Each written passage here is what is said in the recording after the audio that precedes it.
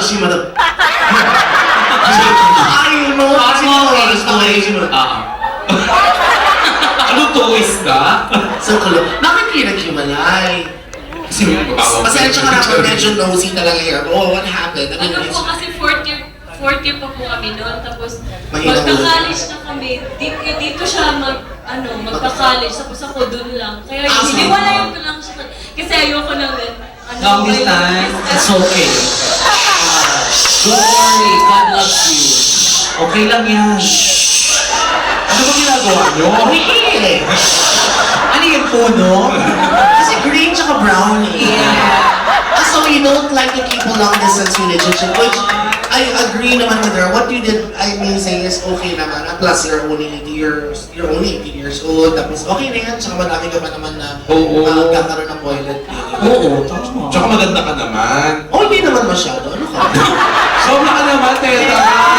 Kasi kung maganda na siya, di paano na? I mean, yung ganda niya yung parang common, okay, nakikita mo sa grocery or sa likod bahay, naglalabay yung gano'n. Pero hindi siya yung stunning, yung parang, what the, gano'n. I mean, gano'n, not like, Maganda siya, Teta. Parang nga siyang Sarah Geronimo eh. actually, Sarah Geronimo na may pagka-Jerry Geronimo. Actually, yung beauty niya, head turner nga. Oo, pag inikot ka, nag-exorcist mo ba? Mother.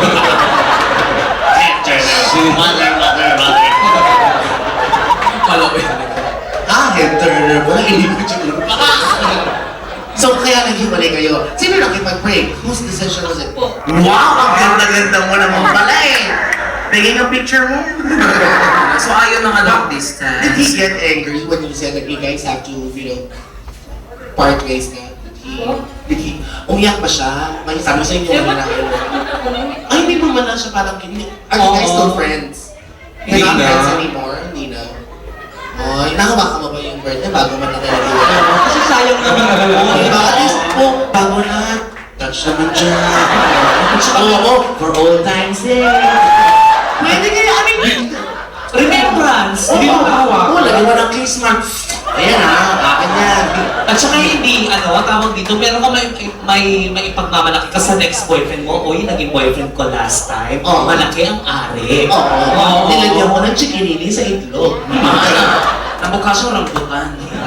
So wala, hindi wala. So kiss lang kayo. Pero you guys go out together, nagsasini kayo, mga ganyan. Talaga, pag nagsasini kayo, holding hands sa loob, or may popcorn siya dito sa lap. Guys, they do that, diba? Kasi yung babae, dala-dala yung may ganon, may popcorn or kanin ulam ang bakit na. Ano ba mga binabangon dito? Dugo. Kaling-kaling. Ang sarap mauli sa sinig. Hindi siya Messi. Sinigang. Yan, nasarap. Bochero. Tigola. Pag gano'n, nag-holding hands na kayo sa sinihan. Minsan ba pag kaya hawak niya yung hand mo, nilalagay niya yung hand mo dun sa lap niya, like here, close to his crotch, nilalagay niya. Hindi. Mamatay. Kasera ka. Kasi yung babae ganyan yung pinaplansya. Tawag ng plansya. Kasi di ba pag malambot siya, lukot-lukot siya. Tapos pag plansya mo, dinakandaan mo na, nawawala na yung gusot. Gumagana na siya. Kasi straighten up. Parang siyang flowers. Hindi yung mother siya, hello po! Parang siyang butterfly na naging abon na. Tangina. Bakit? Tulad ko lang din nakakita. Namimiss mo? Walang ganon nangyari sa inyo. Parang conservative Virgin pa siguro siya. Pag nagkikiss ba kayo, yung kamay na nakahawak sa hips mo or saan nakalagay yung kamay niya? sa mukha mo. Tinatakpan. Ikaw ang sama na walang ugali. Charing lang. Kasi sabihin ng mga lalaki, they get carried away instead of holding like yung girl dito sa hips or the waist, like, dyan, minsan ginaganoy na nahawakan na yung boyfriend. Dito umura na siya. So in short, wala pang nangyayari. Wala. Wala. 18 years old and you're still a virgin. Yes. Wow, that's something not to be so proud of. I don't know. I'm not endorsing marital sex, guys. Please don't get me wrong, okay? I mean, like, ako lang, kasi like, in your relationship, that sexual bonding is so important. It makes the relationship much stronger.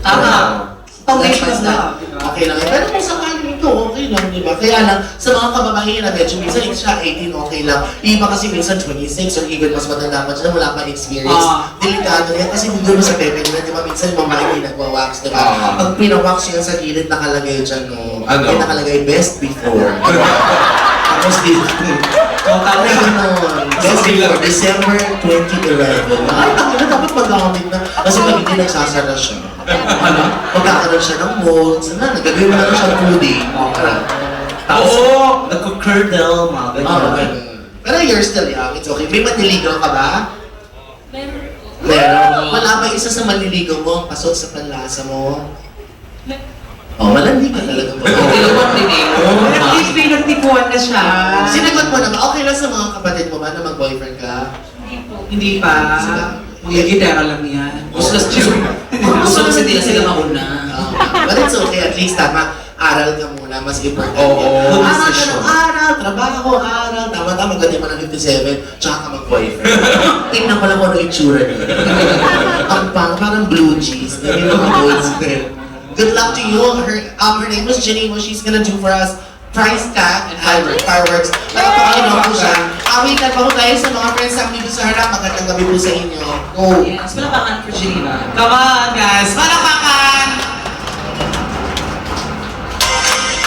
Yes.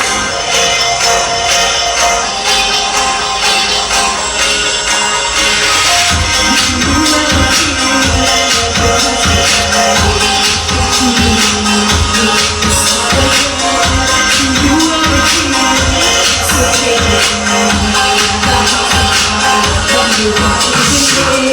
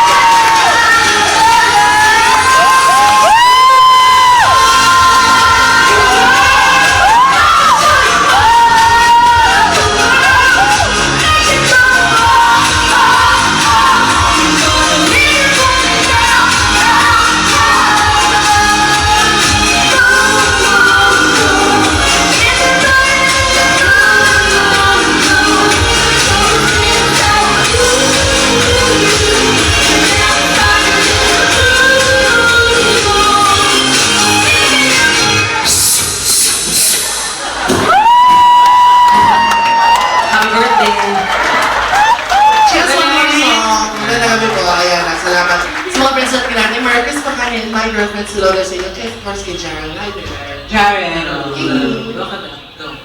O, isa pa, price tag.